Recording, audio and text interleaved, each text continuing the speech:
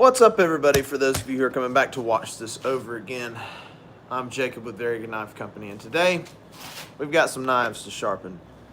I've got half the run sitting there and half the run sitting over here. These knives are fantastic looking, and I think they're as good as I've ever made them. This is the Heritage. This one is an 1/8 inch Nitro V with the brick red micarta. 1/8 inch Nitro V Heritage with the double green micarta. And then the 1/8 inch Nitro V Heritage with the blaze orange grip tech and the red liners. And then we've got the same color schemes for Traditions and Nitro V. Fantastic looking.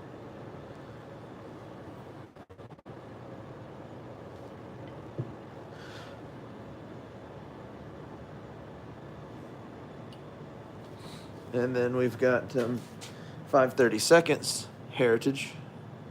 Same color schemes. Blaze orange with the red liners. Dark red liners. Brick red micarta. Double green micarta. It's a great looking knife.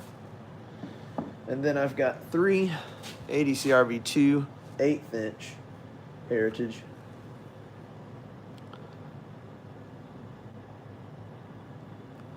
Red, orange and red,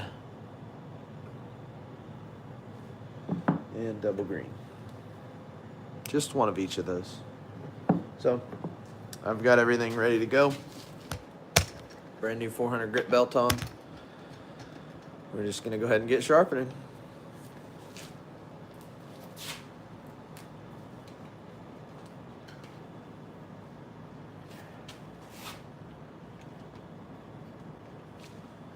Here we go.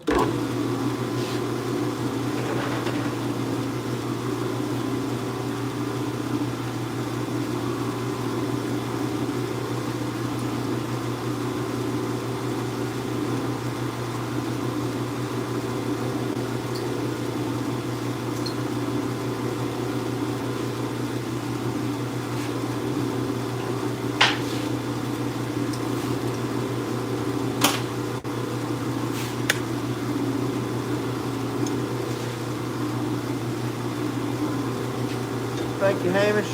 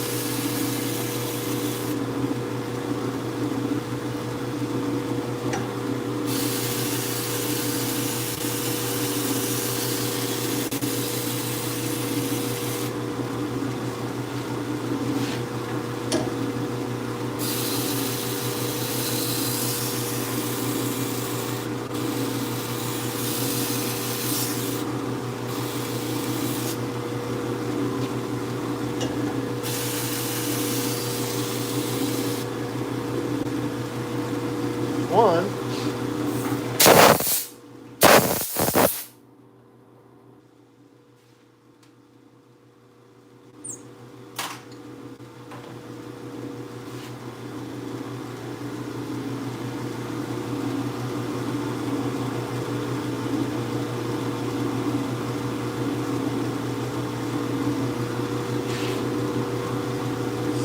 More to go.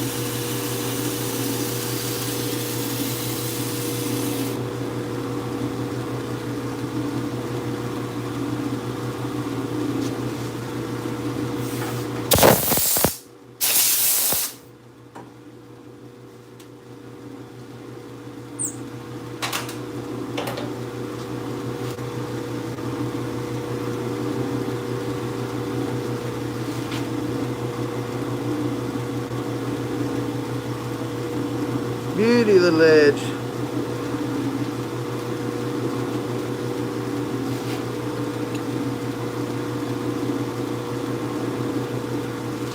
Pretty cool sharpening system. Just against the belt, slack belt, but it's a tight slack belt. There's nothing supporting the belt back behind here. It's just a 400 grit belt. This is my clamp system, and this is just a bar. It's adjustable, it goes up and down.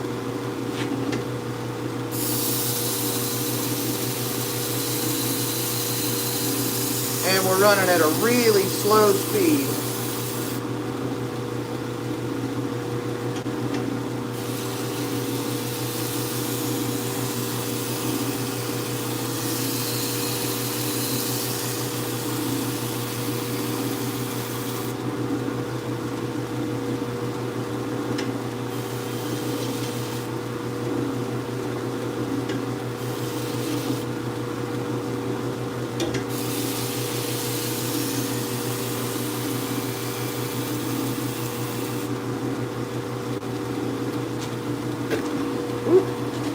Kick the tripod. I was trying to fix that earlier, but it was not being nice.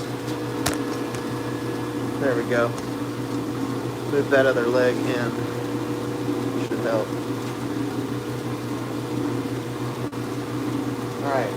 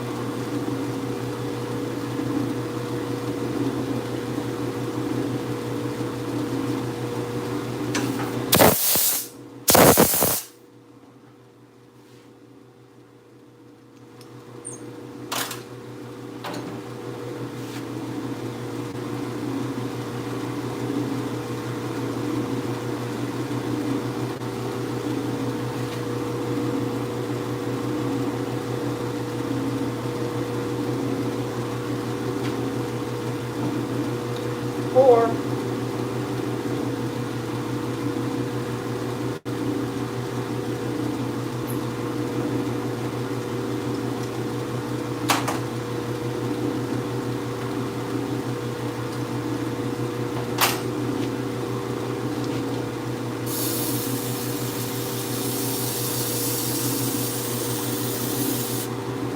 What?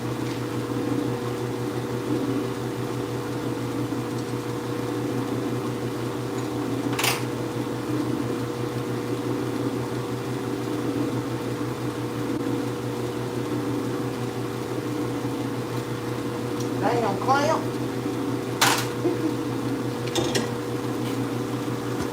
Oh, you guys are a little far away, aren't you?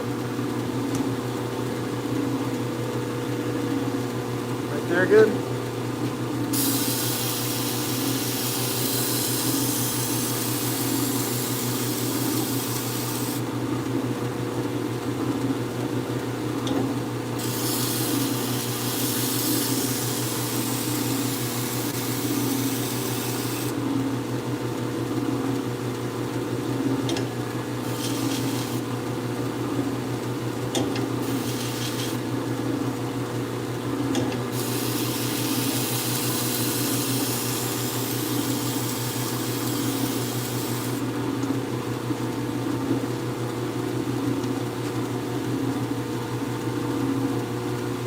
There's that edge.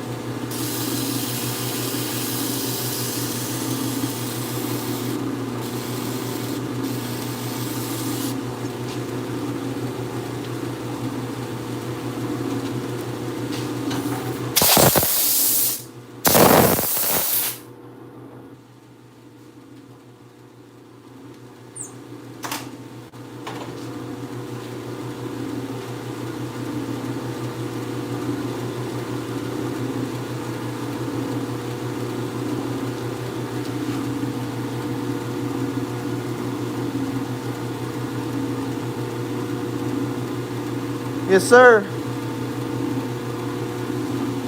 We make our own sheath.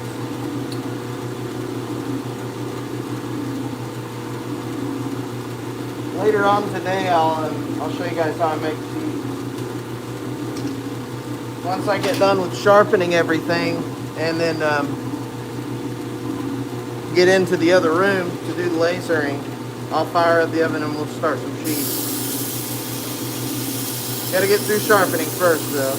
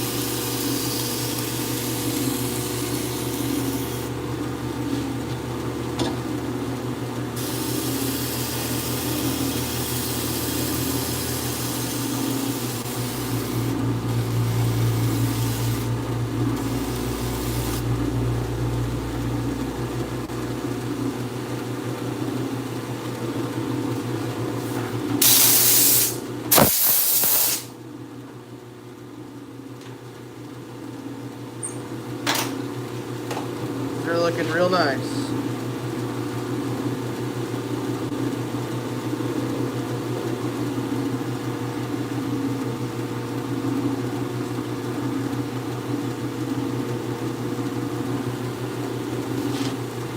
Three more, then we'll go strop these. Then we'll grab the other 9, rack them up, change belt, go at it again.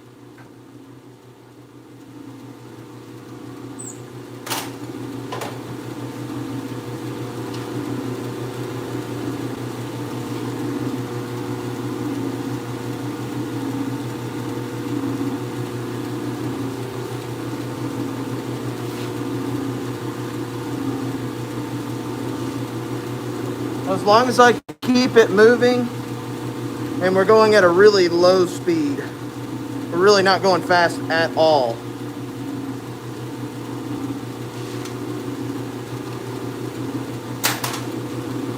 I don't have a problem with stressed or burnt edges. As long as we keep moving. It's okay to sit still for just a second, but gotta keep moving.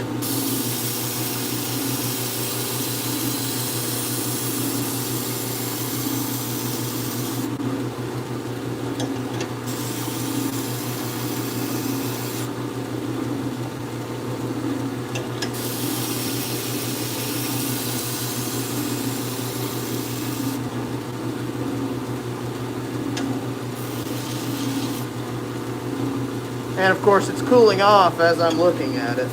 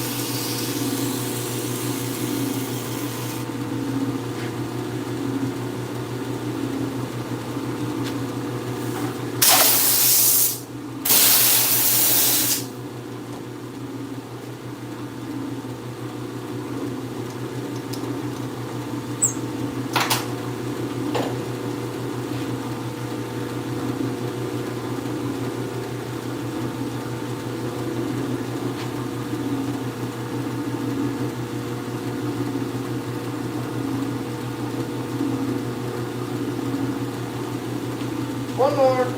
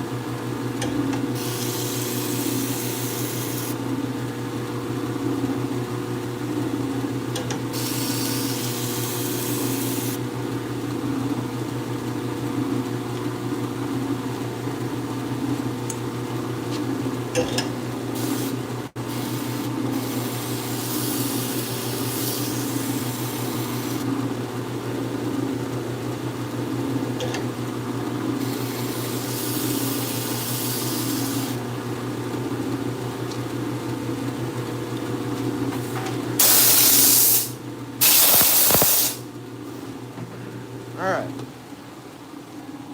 Now we'll take these and strop them.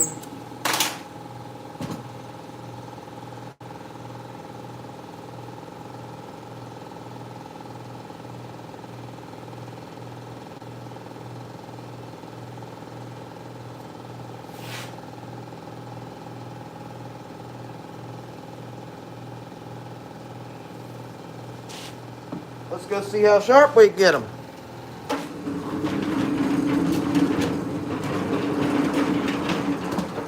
Now, all I like to use for a strop is cotton wheel.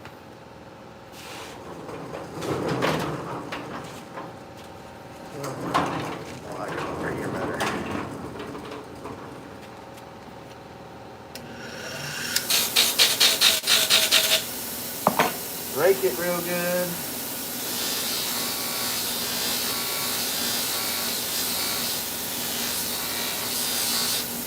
Apply some compound.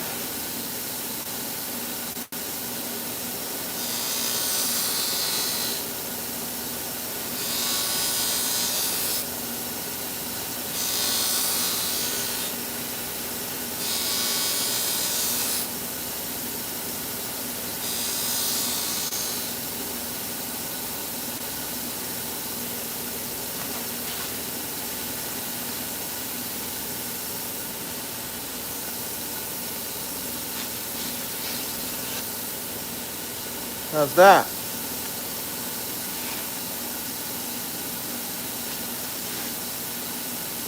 Plenty sharp.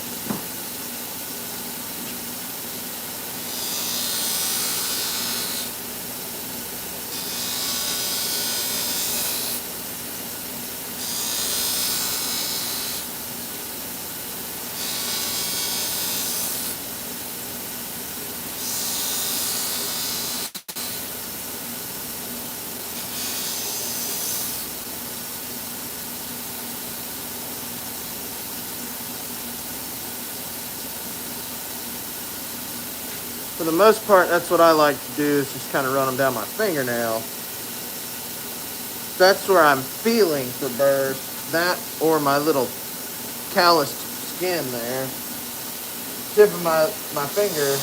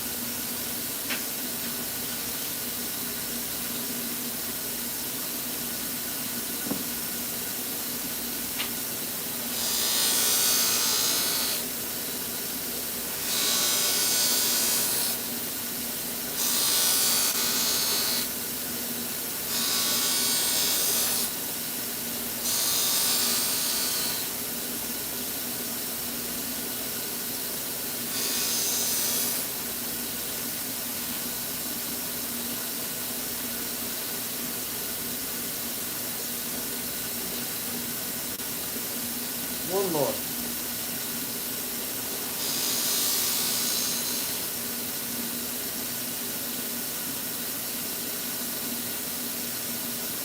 Good.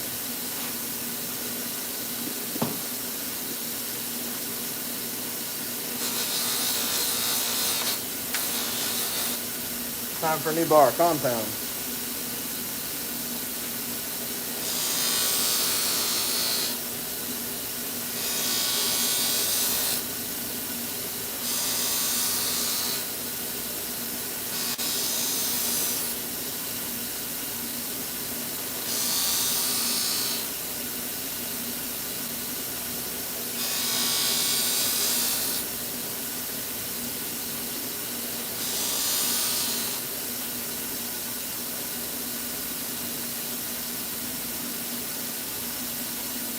Plenty sharp. 4 more.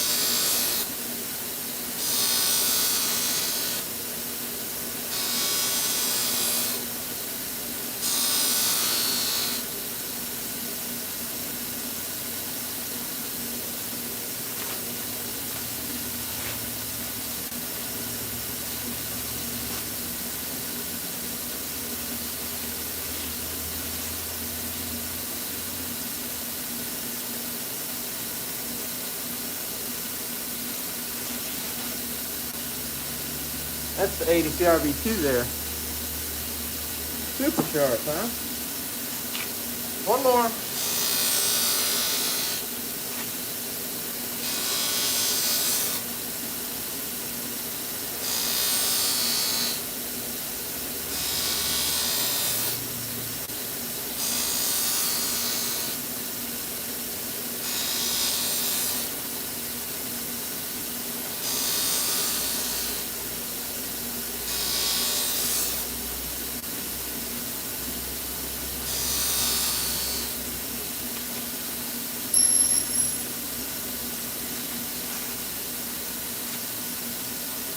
Sharp.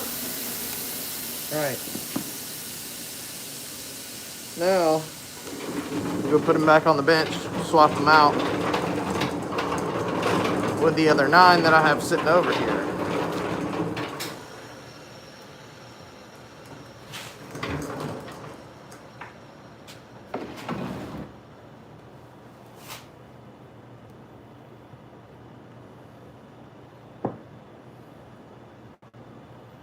Stand them all up, and then I'm gonna spray just the blades. Handles have been soaking all night.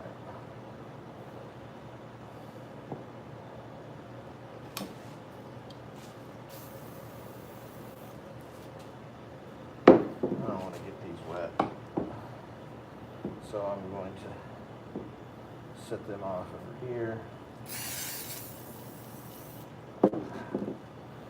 And a WD-40 is just gonna get up underneath any of that sharpening dust, junk that's on the surface. It'll just come right off. A lot of it will just drip off.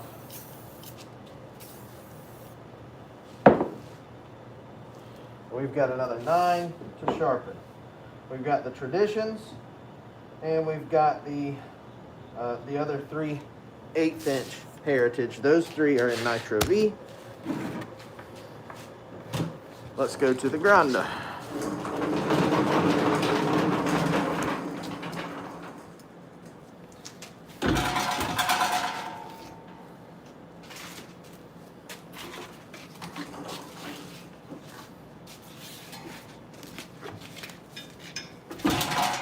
brand new belt. And before we get moving, we'll break it in.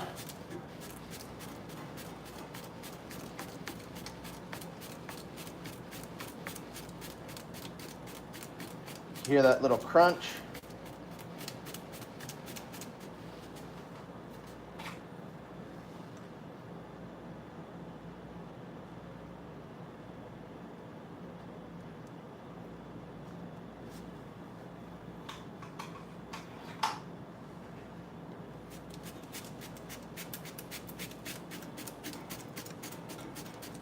Once we've made it all the way around,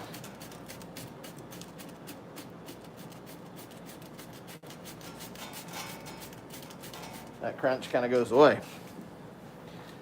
So what I'm trying to prevent there is when these belts are new and they get cut, sometimes they cup, and that little cup can cause a smile or recurve, whatever you want to call it, but it doesn't do well for edges. We just want it flat, and that's why I crunched the belt. All right.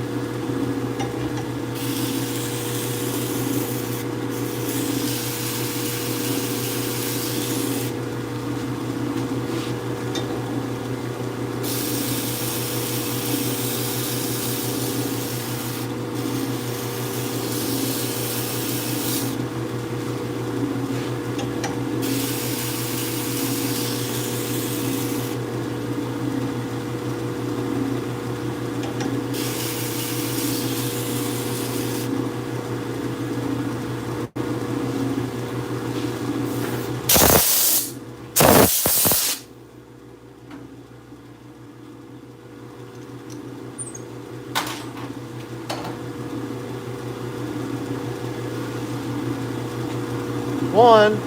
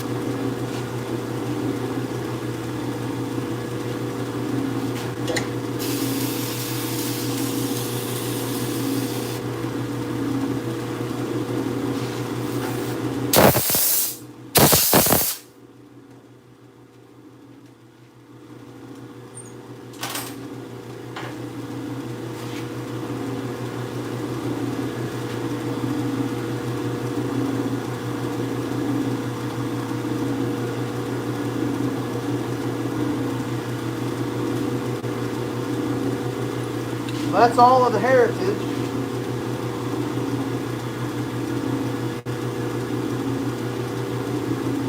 Time for the tradition.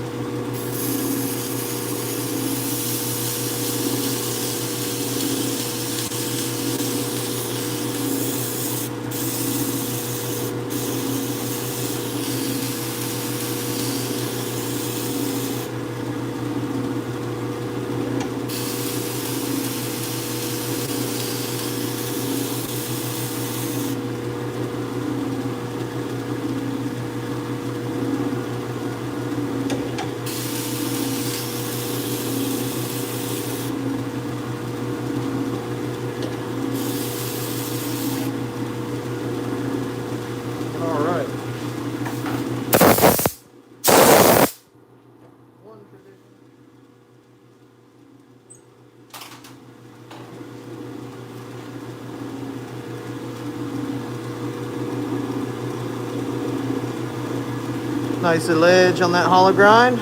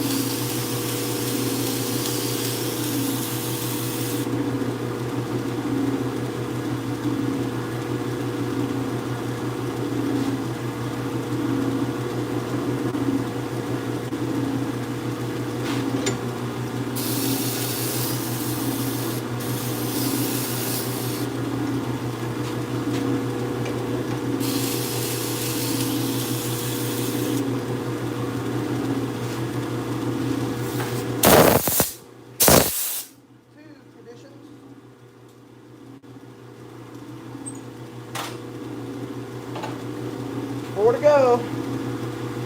We'll be done doing edges then. Nice. What's up, Zach?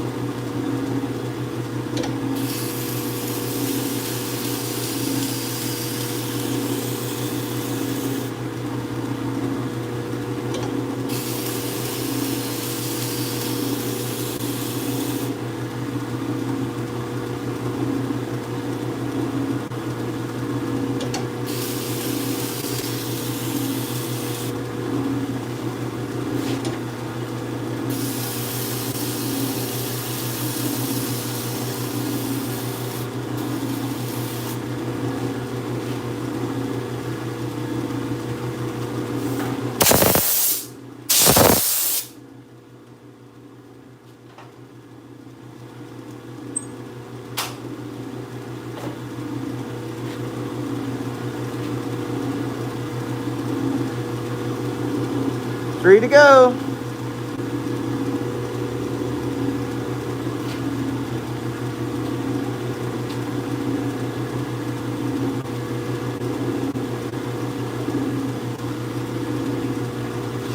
Very nice.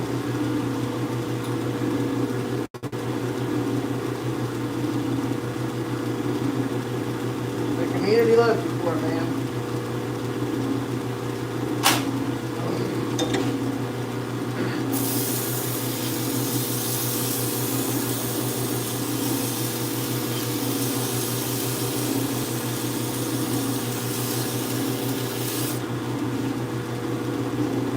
Oh boy.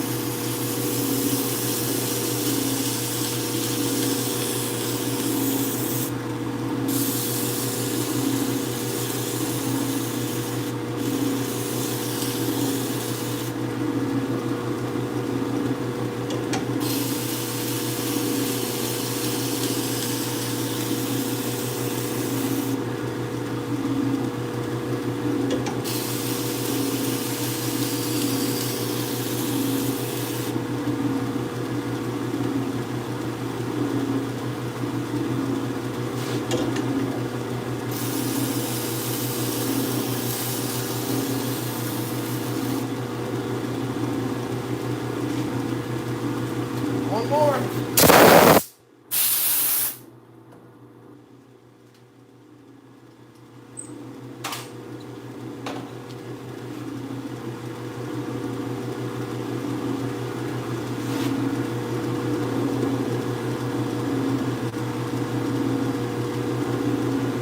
One more.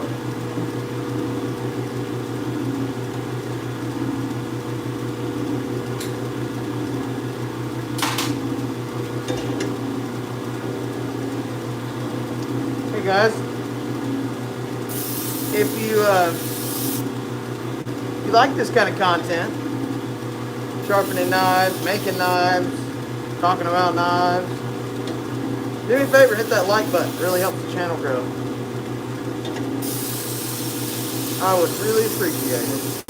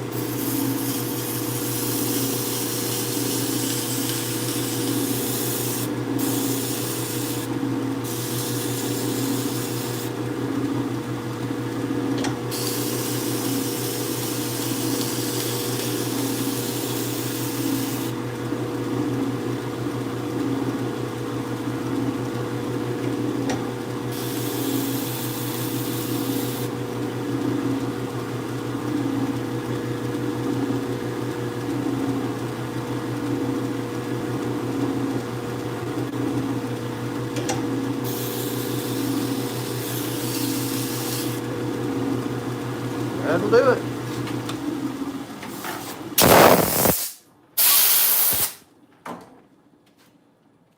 Let's go strop them. Make them sharp. There's that last one. Beauty. I appreciate it, brother.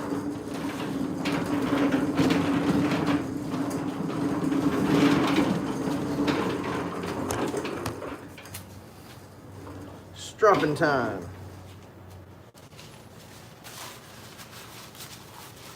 These are all going to end up on the floor again, so may as well pick them up now.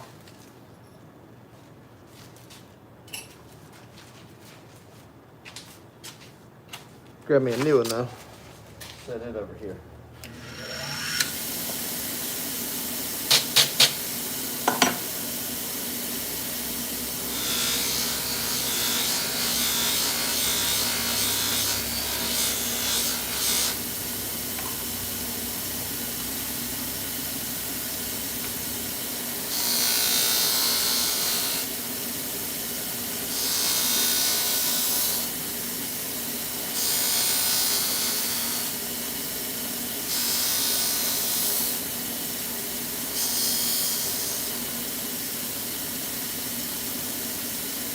You guys are probably thinking, ain't no way that's sharp, huh?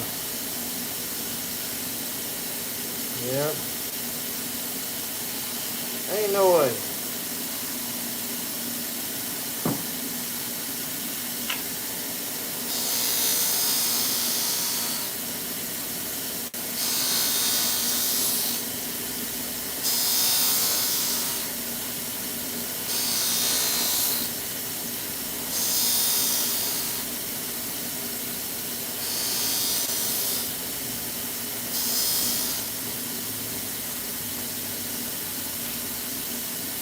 Someone out there still don't believe.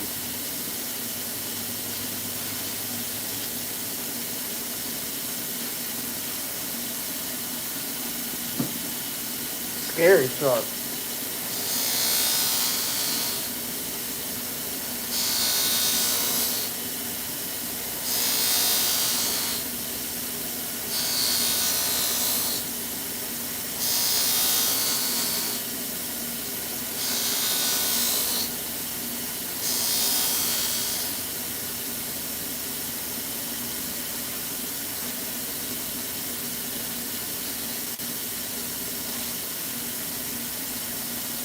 Trailing point come up through there and clip my finger. Of course. No blood. I don't think it cut it. I think it just warned me. Huh.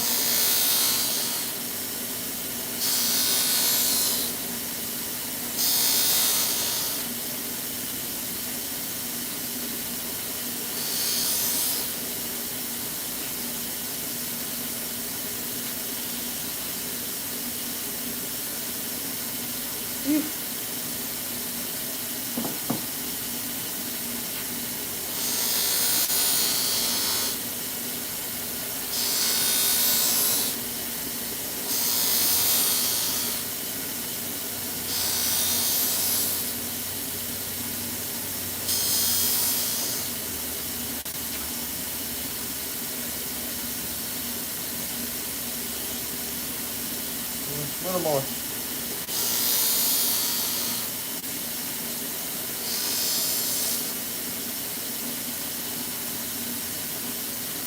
Nothing to hold on to. That's it though.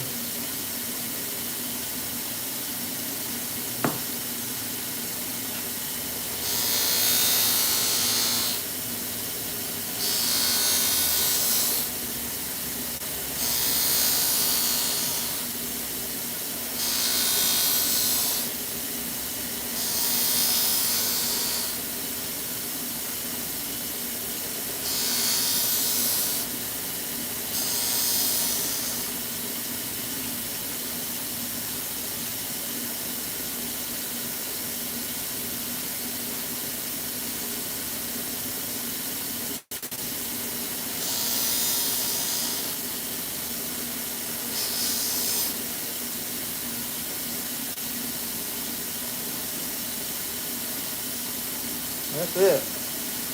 3 more.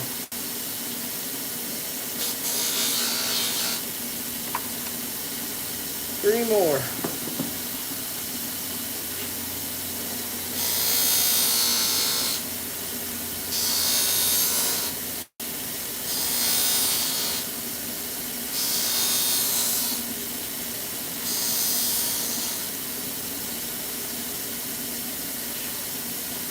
That was sharp, sharp.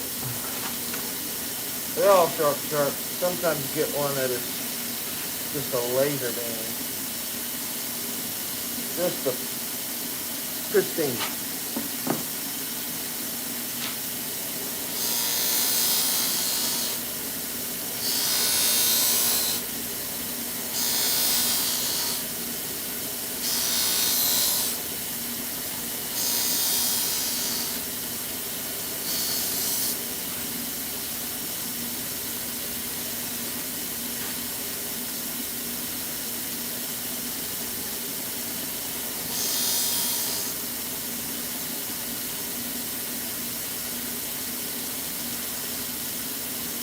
There we go. Just needed that one little extra touch. Last one.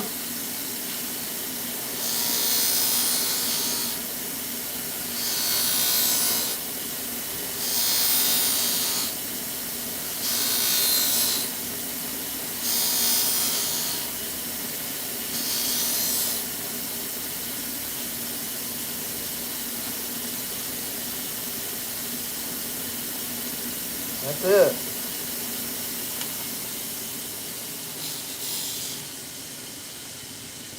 That is it. Let's go over to the bench, get them all out.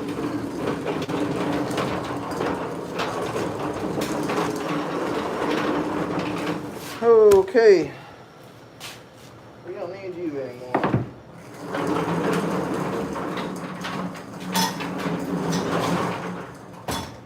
We done. Got my sharpening rig up. Key. All right. Okay. What's up, everybody? I'm Jacob with Very Good Knife Company. If you're new to the channel, welcome in. I'm happy to have you. So, we have just finished up sharpening on these Heritage and the Traditions. And I'm going to pull them all out now. I'm going to set them on the bench, just like so. And I'm going to spray them with some oil, because right now there's a little bit of that polishing compound from the stropping and some dust from sharpening. I just want to kind of oil that up just on the blade and try and get it to drip off. Now these guys are done. We're going to take them into the other room here in just a minute and start the laser engraving process. Here's what they look like. This is the Heritage, brand new model. This one is an ADCRV2. These next three, or this one and the next two,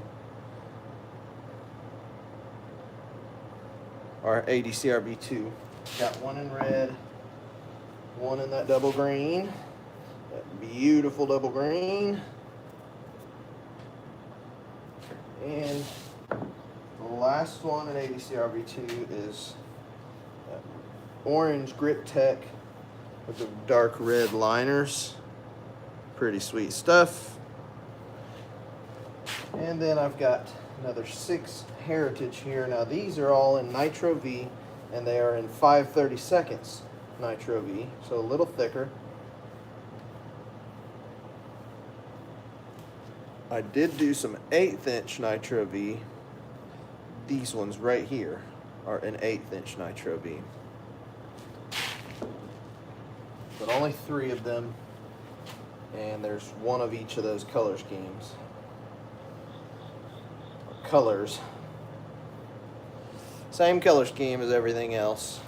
Double green, brick red, and the orange with red. These guys are awesome.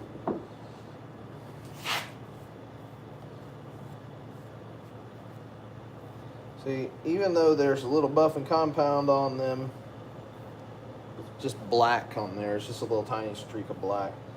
They were oiled pretty good, so it doesn't stick that well, but the WD-40 that I sprayed on it earlier just kind of lifted it off.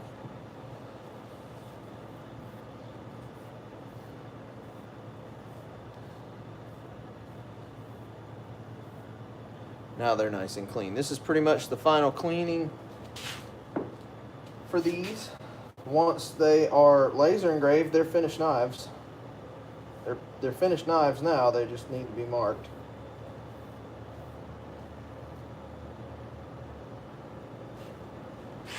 So let's go do that. Let's go mark them. We'll go in here to the sheath room. And before I start, I'm gonna grab my computer out.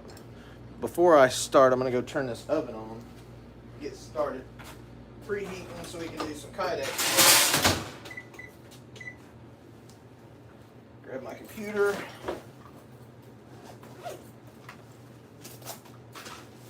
So I've already got boxes made for everything, just sitting here waiting.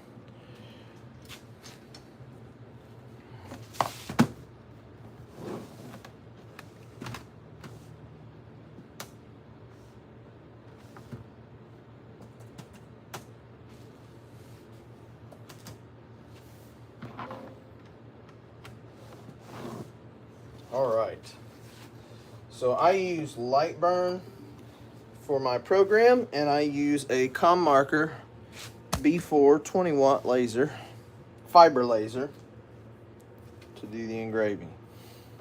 And it is a fantastic machine. I love it.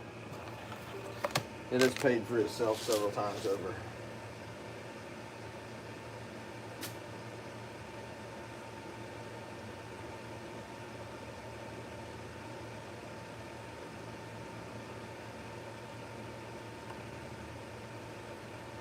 Okie dokie.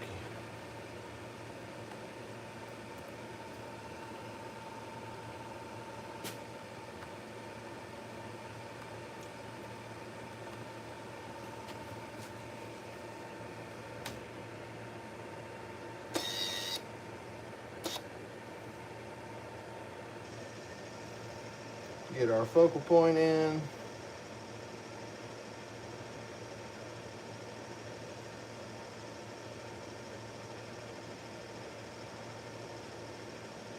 And when I'll show you guys this. When here, let's switch it around.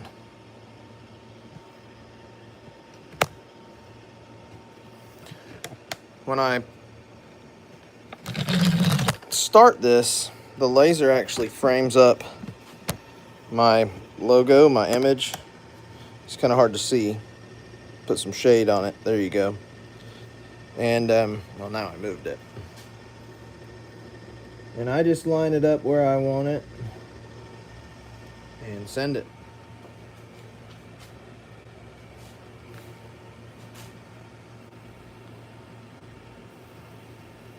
Put a little shade over it so you can see it. And it takes about 2 minutes.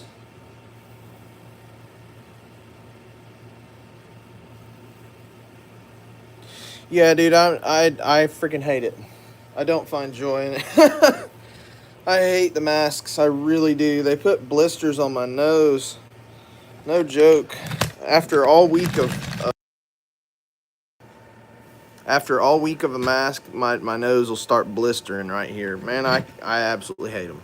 I absolutely hate them. But if I don't wear them, I will have black junk all up in my lungs, and I've had plenty of years of that. So we don't need any more than that. Even though I have a vacuum system, it still stays extremely dusty in the shop, so it's just a necessity. And they're expensive too. They're like $3-4 a piece, which isn't like insane, but you know, I go through so many of them. I order them from Uline in bulk. Cost me a couple $100 every time, but they last a couple months. Still,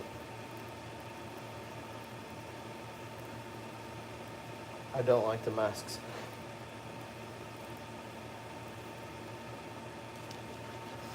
Alright, there's one finished. Pretty sweet.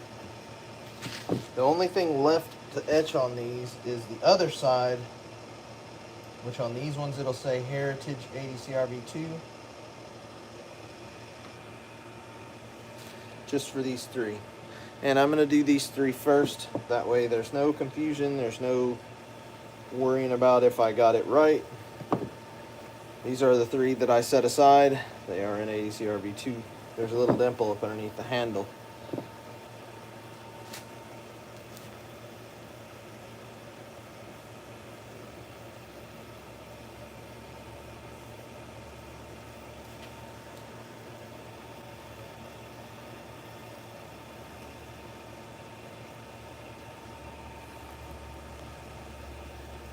Thanks, brother. Glad you stopped by. Good talking with you today. Have a good one, man. I'm gonna turn some TV on.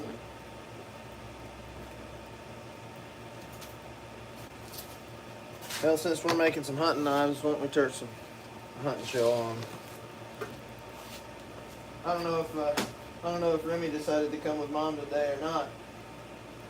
The missus should be coming any time now, I'm sure. Don't know where quite she's at on the day, but she usually brings me lunch about this time. But I don't, I can't text her while I'm on live stream. Sometimes my boy comes with her, and when we're doing sheaths, I'll sit in here and watch hunting shows with him.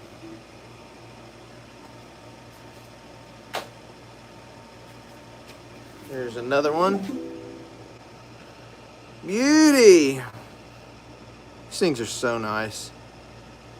I really, really, really like how they turned out. I'm very happy with how they turned out. It is a long time coming on those, because I've had this one up my sleeve for a long time.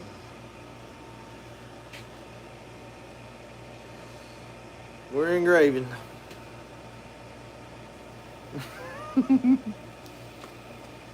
I'm not either, but somebody's got to do it, and I guess I'm a little better than you at it, so no worries.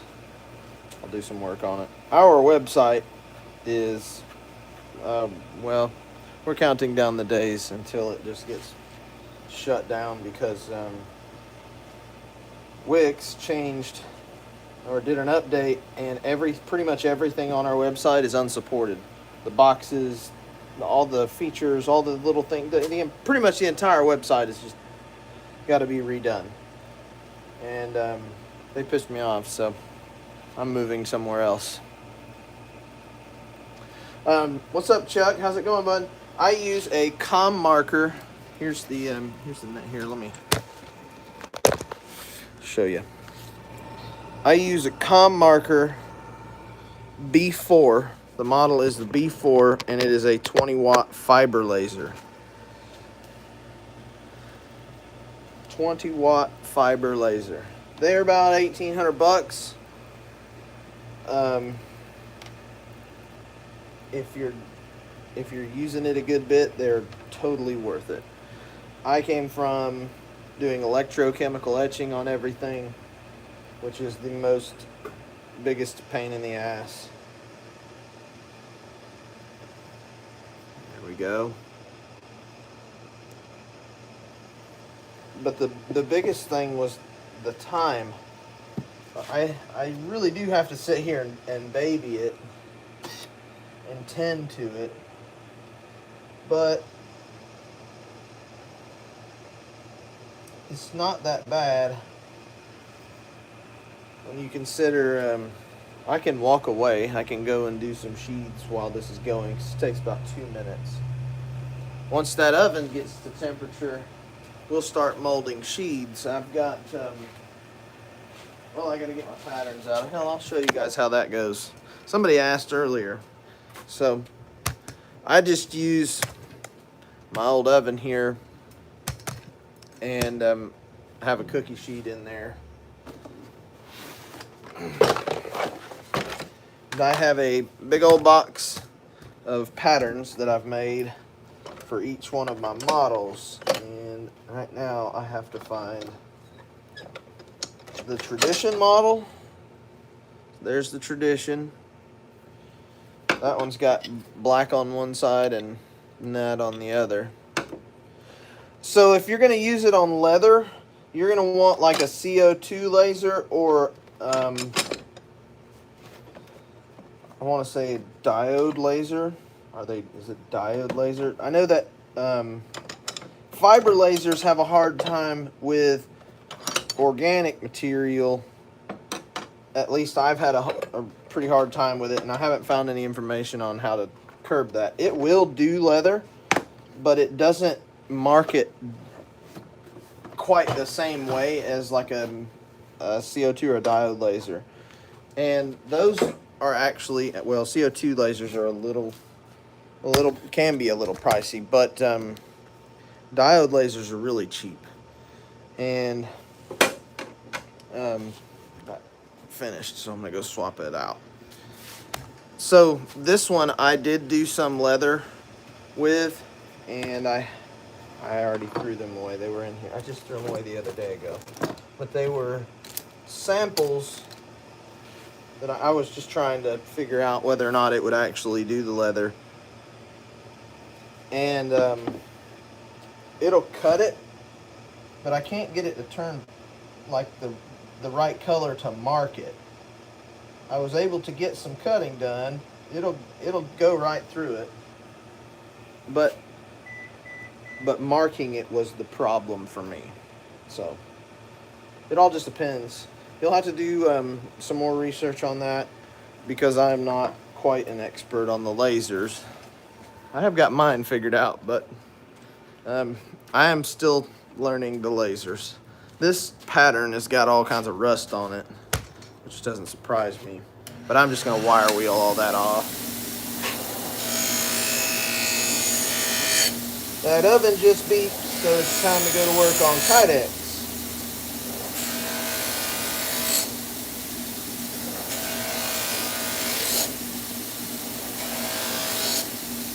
And I'm going to go grab my wax rag.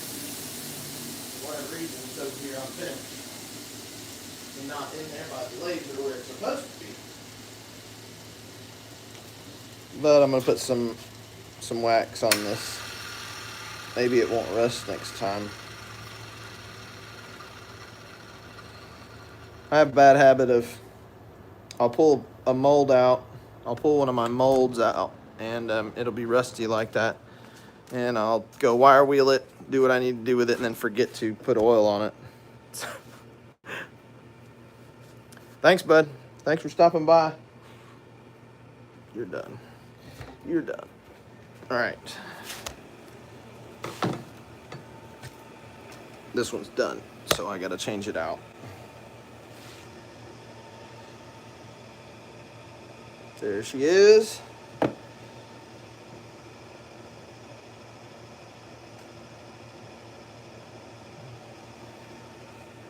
Press start, and we'll take off. We're running on something else again. Now, every one of my molds has the same 3/4 inch spaced holes in the back of them. They all have that. Where's my tradition? They all have those 3/4 inch spaced holes in the back of them. Every one. And that is for my master handle to go in. This is just a piece of, well, this is a piece of Nitro V. This is just a piece of Nitro V with what I've made a handle on. And got some bolts through there. I bolt my master handle on, and that gives me an extra 6 inches of room to get out of the press, because all of this right here, everything right here is going to be inside of Kydex, which is going to be inside of one of those little presses right there. So there's nothing to hold on to, and I don't want to have to make the molds super huge. That would just use up a whole bunch of steel for every single mold. You know, I'd have to have that much extra steel, and you know, without something to hold on to, that it's just kind of wobbly anyway. So I thought, why not just make one master handle and put holes in the end of all the molds, and then I can change them around. So I have 3 master handles. Here's my original one. Got the brass screws, and this is what they've migrated into being now. Just more straight, less contoured. Realized that I just didn't need that much. But I have three different taco presses, and I have a master handle for each one, so I can do up to 3 different ones at 3 different sheaths at a time.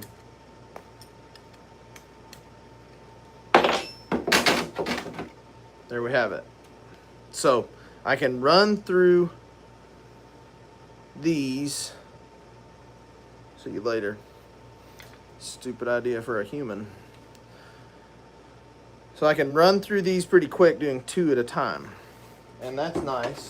It's a time saver. I'm going to switch out this knife, get the next one on for lasering.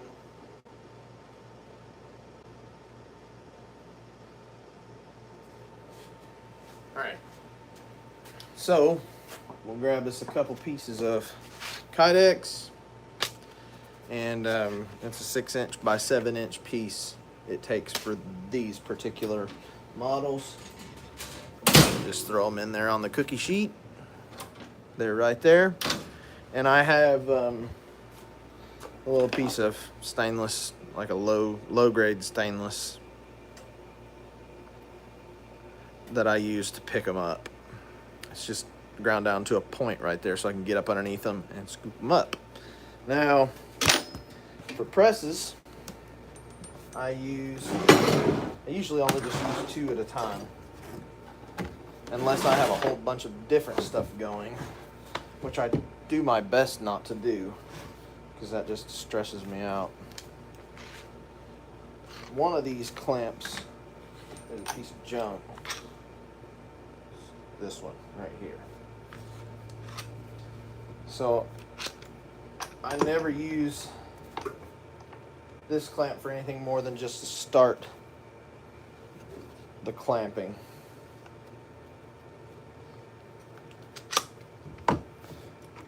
And these presses, I tried to do a screw type setup.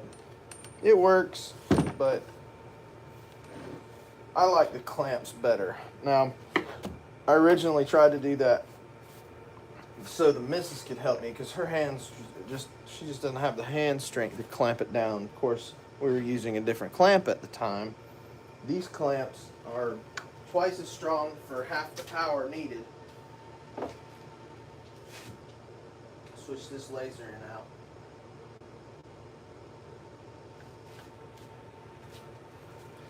And once our Kydex has been in there for a minute or 2, then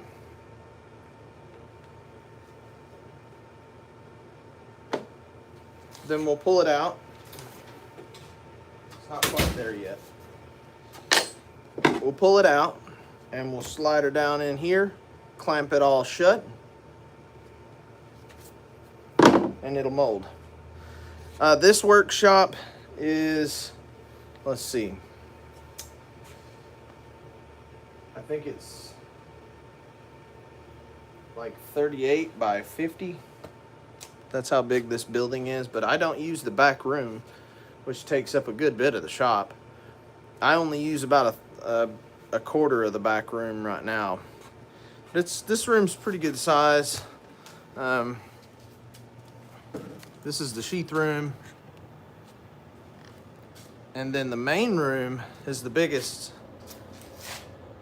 This room is like 20, 21, 22 by 30, or about 28 foot from front to back. And then the back room back there is the width of the shop. It is the biggest room, but it's kind of full of stuff right now.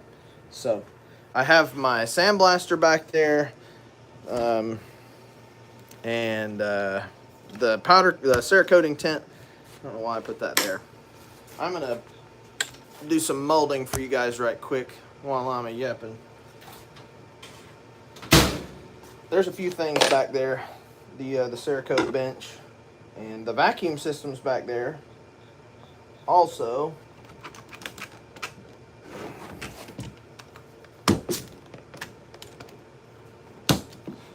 so I just use one to start it, and then I clamp the other one right over where the knife is, and then I'll just remove the back one. So remember, this one right here is a piece of junk, that clamp. That's why I leave it in place. I just need to get me some more clamps.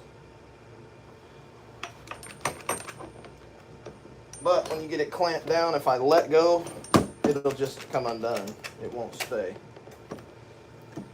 See? Piece of junk. But that's Harbor Freight for you. Sometimes you get something really good, sometimes you get a piece of junk.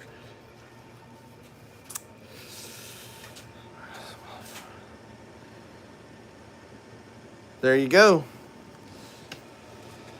Nothing wrong with a main hustle. This is my main hustle. It's been my main hustle for 15 years.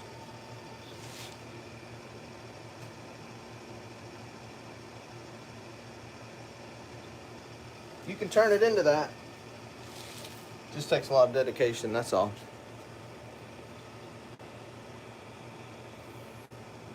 Yeah, I use a lot of Harbor Freight stuff, but I use a lot of their warranty too. I like, well, this Arbor Press came from Harbor Freight like 10 years ago. I don't think I could ever destroy it. Got my old Harbor Freight buckets. I got a bunch of those around here. And of course, my cart's coming from Harbor Freight. And what else kind of machinery? Well, my disc sander over there comes from Harbor Freight, that Bauer. And then, I use good routers. I do use good routers. I tried the Harbor Freight router a long time ago, and yeah, it actually exploded on me. Like, came apart internally and into pieces everywhere. And then I used that Bauer bandsaw blade, or that bandsaw, that portaband from Harbor Freight as well. The table's not from Harbor Freight. That's from Swag Off-Road. I don't know why. I don't understand the name, but that table is probably one of the best things I ever got. It's just a table for the portaband, but this is what I cut steel with, all my steel. Other than that, I use a lot of little small things from Harbor Freight, like razor blades, little green retractable razor blades. All my gloves and shop towels. My goodness, they get too much money from me. So, here's what it looks like when it comes out of the mold. There's your Kydex. Pretty sweet, right? That's all it is. And from this point, all we need to do is put our eyelets in, mark and drill for our eyelets, and cut it out. It's pretty much done. So, I use my cold aluminum plates. You guys might have seen before. I use my cold aluminum plates, and I'll just set the Kydex, or the little excess Kydex off the end in between there, and that way it cools straight. Sometimes they have a tendency to want to bow, one side or the other, or sometimes they'll kind of sag off to one side or the other and curve. I don't want that. I want it nice and straight as I can get it. So I usually just set them in there for just a minute. And of course the aluminum will cool it right off, especially cold aluminum out of the freezer. And from here, just do the other sheet. From here, we'll just stick another piece of, why are you sticking so bad? We'll just stick another piece of Kydex for both of these in the oven. Here's that tradition mold.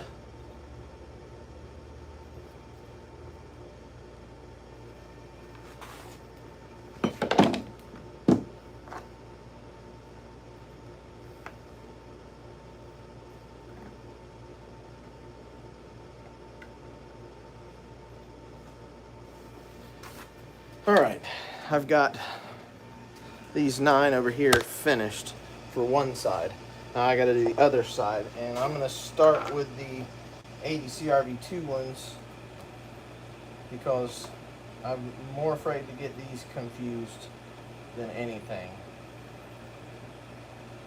I just don't want them to be mismarked. And I don't even have, oh yes I do.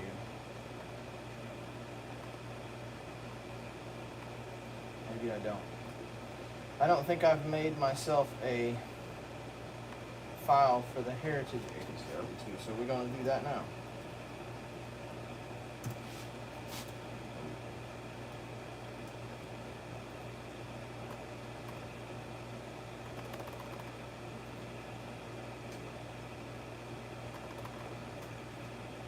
All right.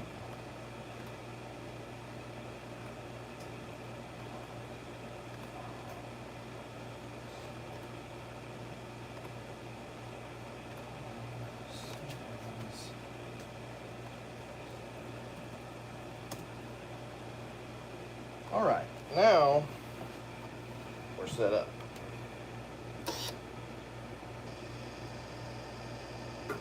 And this shouldn't take but probably about 45 seconds. But there it's going. It's kind of hard to see. There you go, you can kind of see it now. Thank you, bud. So the Kydex foam is a specific molding foam. You can find it online. It's just type in Kydex molding foam. It's not quite a neoprene, but you could use a neoprene foam if you had some. It's not that hard to come by. It's really not. It's not hard to come by at all. I get my foam, all my Kydex stuff from CKK or Knife Kits. Just like that. Split them apart. This one's being stubborn. Usually not that stubborn. See, sometimes they come off like that. Most times they come off like that. That is as far as it goes with the molding. That's it. We're ready to go back to the press once more. And I gotta switch this out. Then I'll show you how I put my eyelets in. Get that started. So I come over here to the Kydex bench, and you stay there. And I have a tool that I've made to mark 5 little holes at a 1/2 inch spacing. And I'll go ahead and stay put, please. Pop that in there, and then I use my 1/2 inch wing divider. Thanks for stopping by, Skid. Use my 1/2 inch spaced wing divider. And I just use those because they're cheap, and I can have a whole bunch of them already set up at the measurement that I need. So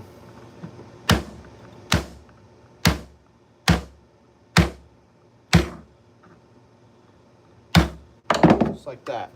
Now we've got our holes marked, and switch this out. This is finished.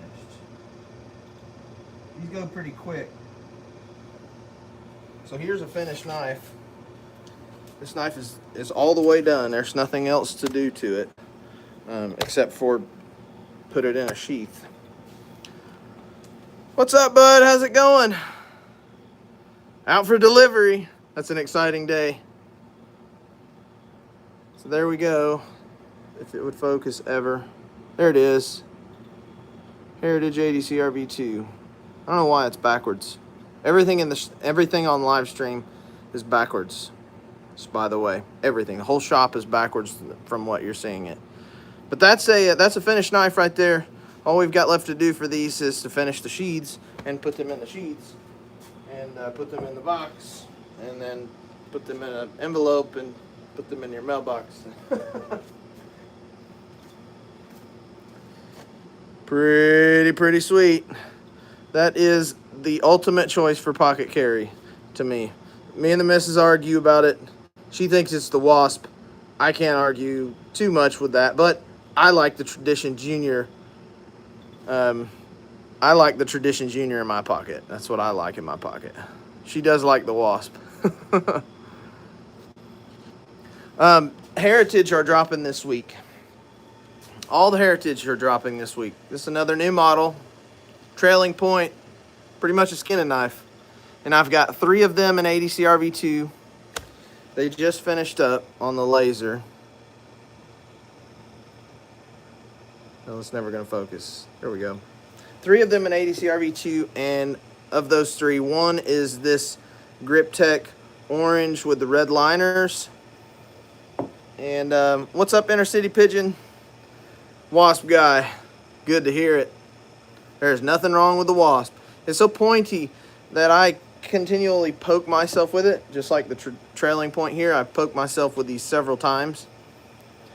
I like the drop point of the Tradition Junior, and also like the belly. But the missus, yeah, she says I'm insane. The Wasp was way better. So now we've got to do the other side on these guys, and these are all Nitro V. So we're going to change files and start on those. I do already have a Heritage Nitro V file because mine is Heritage Nitro V, or my Heritage is a Nitro V, and well, I got that all mixed up, didn't I? My Heritage is Nitro V, and I've already etched it, so. All right. We're closing in. We're getting so close to being done all the way. I don't think I'll be done all the way today. I won't get tomorrow off. But we always work towards it, just in case. So, next for the sheaths. Let's go finish a sheath right quick. Now I've got a mess on my drill press that I do all the sheath drilling with. I don't ever use the other drill press because this plate is different. So my other drill press is actually a Clark as well. This is an original Clark, American made, or well, maybe not American made, but the original Clark. This is a Chinese Clark, and I got them many years apart. But this one, the neck actually broke off of the plate. It broke right there. So we replaced it with an aftermarket one, and nothing lines up. It's a good plate. It works fine, but nothing lines up on it the same way as this one does. So this one, this particular plate, get all my drills out of here. This particular plate belongs here, and I can line it up to where I can line it up all the way over to the edge, and that is the best place for me to, that is not the right one. Best place to drill out eyelets, because, on just 1 second, and I'll show you what I'm talking about. Because you can't set this on anything flat, there's that lip right there. So we just need to set it on something flat up to that lip. And I might do some ramblers in the next few weeks. I do actually have Hornet stock. I have Hornet stock in Nitro V and ADCR V2. So maybe I will. I have Rambler and Hornet stock. I'm running low on steel. But those are some things that I have, so that's a good idea. I did make some Ramblers. I was planning on dropping some Ramblers this week, but I didn't have the time.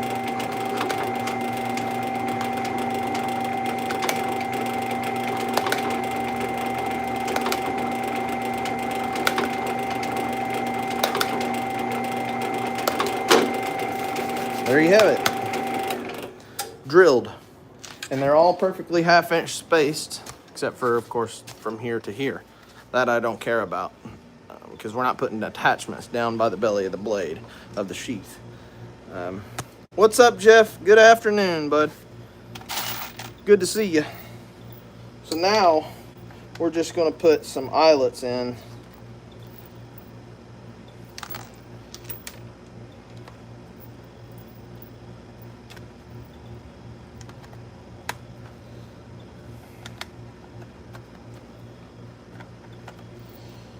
We'll put our eyelets in.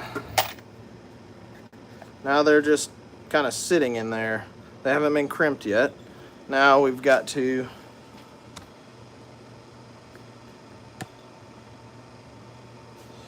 come over to the arbor press where we have our flaring dies.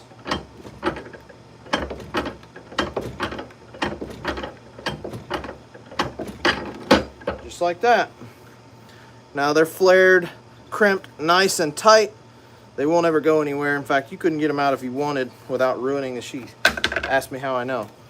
But we've got to finish marking all these Heritage Nitro V.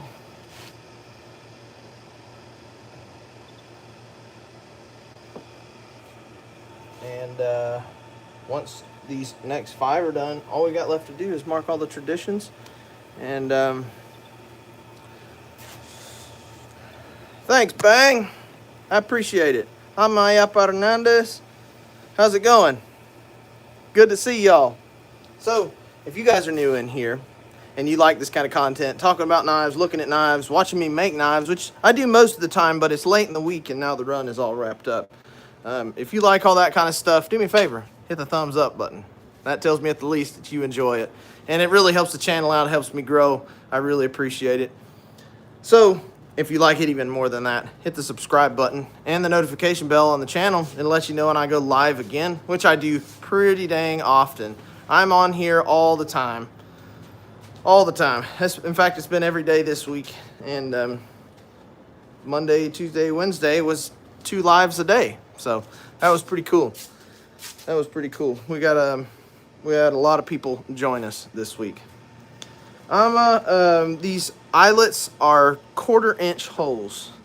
They are 1/4 inch, and the inside of the eyelet is about 7/32. It's a little less than a 1/4 inch, and I use 1/4 inch eyelets because of the hardware that I use.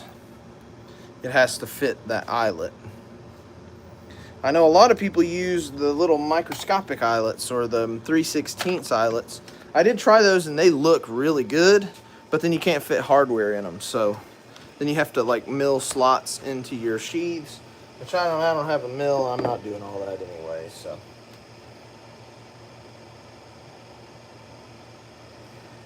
all right, just this one and then 3 more Heritage to go, and we will have etched all of those in that rack. Now I'm going to put some more Kydex in the oven, and that's done. That's over there is done. So I'll show that process one more time. This is what they look like when they come out of the mold. Yeah, you can't even fit 550 paracord in them. You're right. They are. I mean, on some things they look good, I guess. I do like the 3/16 eyelets. You can fit 550 paracord through those, but it seems like nobody's using those. It seems like they've gone even smaller with the 1/8" eyelets. Now those you can't fit anything in. You can't even fit the 240 cord in, which is a pain in the ass. All they're doing is holding the sheath together. Most people or most manufacturers that use those little tiny eyelets, they mill slots in the sheath, so that way you can mount things elsewhere. Now, I will take this little marking tool. What's up, Gray Gamer? Welcome in. I'll use this little marking tool and knock myself 5 holes.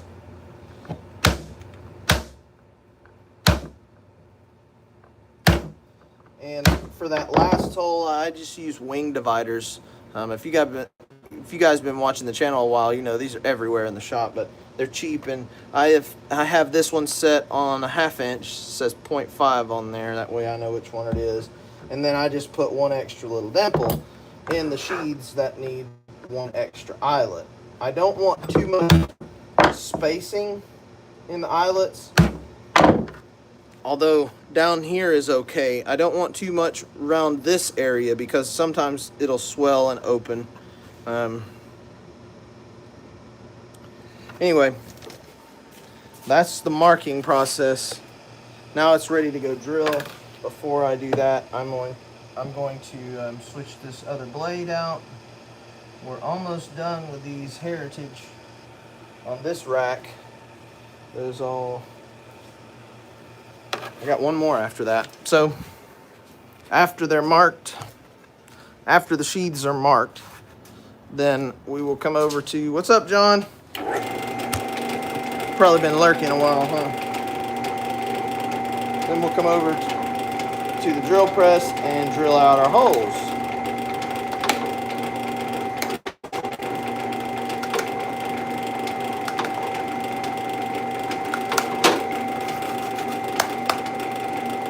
Get out of there. Just like that. Now, and those are 1/4 inch holes. That last Heritage or that second to last one just finished. Let me switch it out right quick. Here's what it looks like. This is what we're looking for. And if it looks backwards, it's because it is backwards on the live stream, because I'm using the facing me camera. So I guess it just puts everything backwards. I didn't realize that till I went back and watched something in my live stream a while back. And so yeah, everything on live streams is completely backwards. The entire shop. Yeah, I've been doing this for 15 years. 15 years. It's a long time. It's been my job for that long. Not just a hobby or part-time. 15 years of full-time. I have done a lot of things with it. It's a pretty good job. I can't complain. I do love it. So I didn't do a whole lot before this, actually. I was working with my dad as a stonemason. He was a stonemason for 30 years. We started this when I was about 16. We didn't start very good. I started very good. We started making knives when I was about 16. And there's the last one. When the masonry business went down with everything else in 2008 is when we started doing knives. So before that, I was doing masonry. I drove a truck from the time I was about 15. When I got my permit, my dad was like, "You don't need nobody to ride with you, you'll be fine."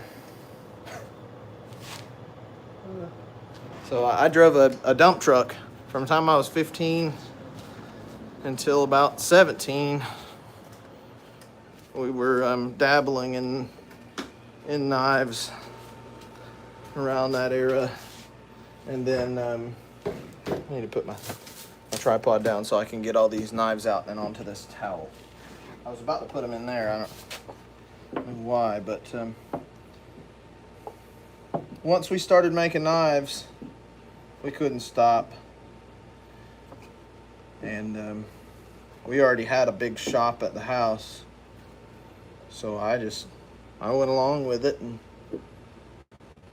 it was my job with him for all the way up until 2022. He's well, he is what he is, my old man. He is what he is. I don't have much to say about it, honestly. But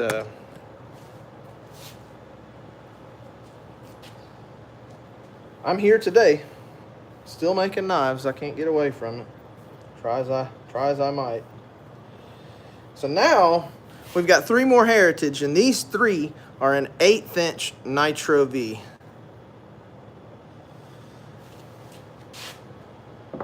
And these are the last 3 Heritage that I have. The last 3 Heritage.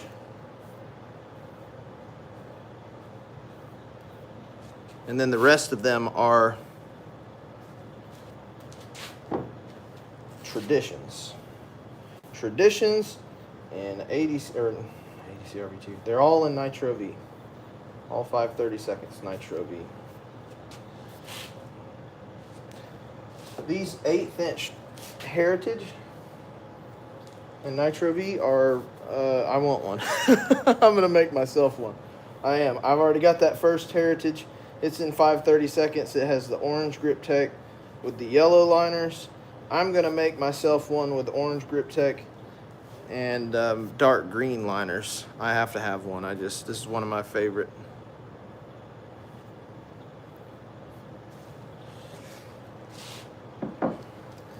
That's the Tradition there that I just showed you. Another one of my favorites that I don't have one, actually. I don't even have one. I don't know why. So this one's kind of cool. This one, I actually like these, and I don't consider these blemishes. I don't consider these screw-ups. This is not a screw-up on my part. It's not really a screw-up at all, but basically there was a black thread in the canvas. If you've looked at enough canvases, you know that happens sometimes. But there is a black thread in the canvas, and it's deep. I can't get it out. I'm not going to try and grind it out, but it just adds character to a knife to me, because for the most part, all of them are just plain Jane, you know. So if I got one of these that had a black thread in the canvas, I have a collection of some micarta screw-ups. I am a micarta fan. I just like the material, and I have some collection of micarta, and I have some pieces of micarta that have screw-ups in them that I actually cut out to save. I have a little tiny sheet of the prettiest dang blue linen micarta. I don't know where it is right off the bat. I think it's in the office at the house. But the corner of the sheets got folded and pressed and molded anyway. And so it is origami micarta. It's origami micarta. And I got that from Aaron at MMS. He posted a picture of it on the story a couple years ago. And I saw it and I was like, all right, what do you want for it? I want it. I need it. I gotta have it. And he's like, this is priceless. I'm not gonna sell it, so you can just have it. So he cut that little corner off for me and sent it to me. So shout out to Maker Material Supply, Aaron and the family. They're great people. It's a great company. And if you're a maker or hobbyist or whatever, that is the place that you could definitely score some fantastic stuff, including the new Grip Tech and lots of different micartas. And now Raffir USA, where you can find a whole bunch of fossils and exotic woods. Pretty cool stuff. Bone, stabilized bones, things like that. So Aaron actually took over operations of Raffir USA, and MMS does all that stuff. We've got some Kydex in here that's been in here a little long, but it's okay. We just got to mold it.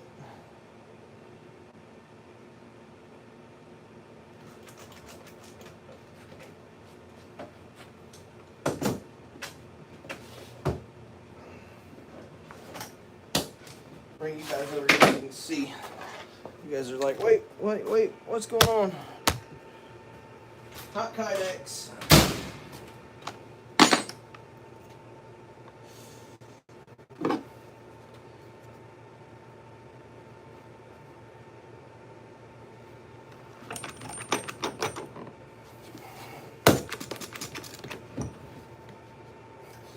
That dang funky clamp. All right, so we got those in there. Those are molding. The sheaths will be a little shinier than normal because they set in there a little longer than I wanted them to. But no harm done. They don't get weaker or anything. The Kydex just kind of shrinks up just a small amount. All right, we've got to etch the rest of these.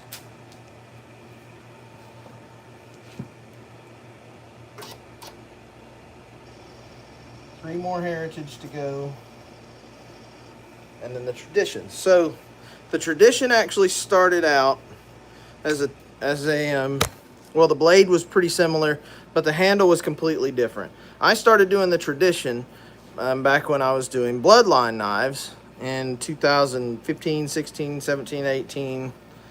I really didn't get moving with that until 16, 17. And then I made a whole bunch of traditions and what I called the Yona, which was a different hollow ground blade. I have not revived that one. It actually turned into what is now known as the Adventure.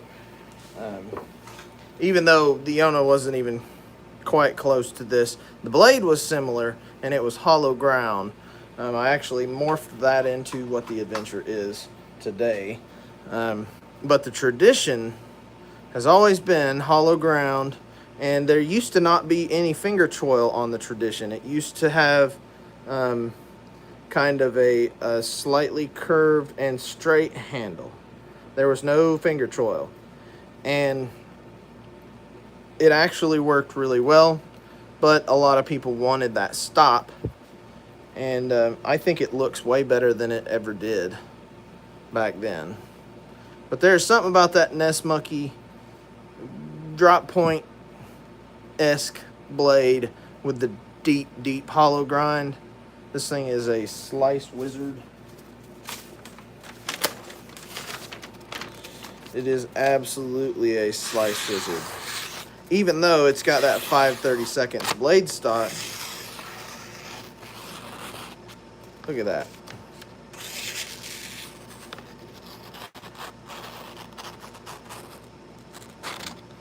Look how sharp that is.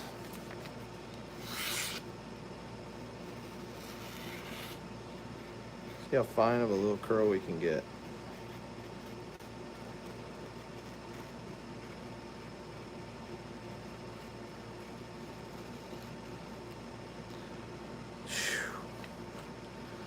Super sweet.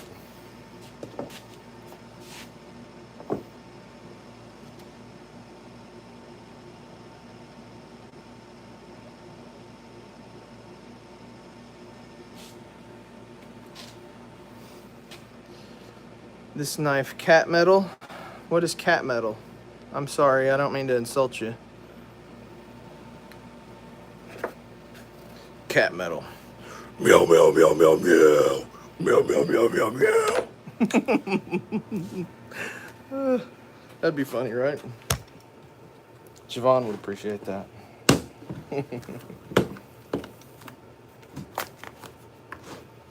Cat death metal.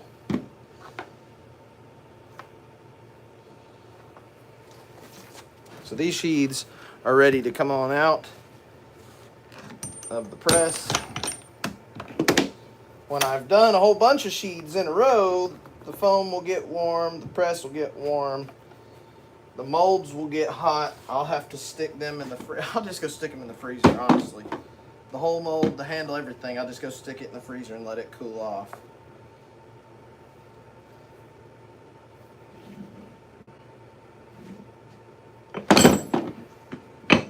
Don't be like that. Stay put. So from here, we'll just split them apart. This one wants to be in a pan today. That's it, just like that. Molded. Beauty.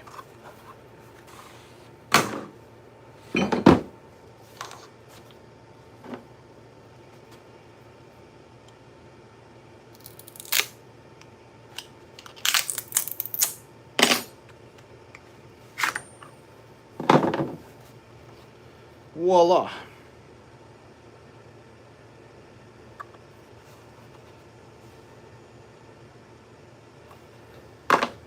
Yeah, I'm pretty sure that they could cut a nail. I've done some nail testing, and I've done a lot of abuse testing, but I don't base my heat treat off of cutting a nail, because that is true blatant abuse that I just don't care for. Do I believe they can cut a nail? Well, I know they can cut a nail. I'm pretty confident that they won't have any issues cutting a nail, but I'm not about to try it. I'm not about to test it right here on some knives that I really need to move and that I'm going to be dropping this week. If I'm going to cut a nail with a knife, I'm sure as shit not going to spend this much time on making it really nice. If I'm going to cut some nails with a knife, I'm just going to make it and whip it up with the intent to destroy it and not worry about what happens if I do. That's okay. But these, well, hell, that's just downright disrespectful to your own work. Yeah, it's me. All right, guys. Mrs. is almost here with lunch, and seems like people are starting to drop out anyway. I've got to finish up this etching, and then it's just a bunch of sheath molding, a bunch of boring stuff and back and forth.